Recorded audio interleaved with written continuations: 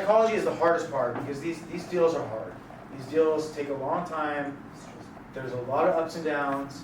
There's an old saying in this profession that every deal has to fall apart 3 times before they get completed, and it's totally true. It's totally true. Like almost every deal has a hiccup to the point where somebody's upset, seller doesn't want to sell, buyer walks away, somebody's upset all the time. So you have to work through that, and hopefully you can build enough trust in the first couple meetings and have goodwill, and you know, it helps to meet for lunch. My last deal, the environmental consulting one, we met for a beer, and it was like really nice. It just set the right tone for everybody, and it just got everybody to trust each other a little bit more. It started out as more casual, as opposed to you know, really aggressive negotiation.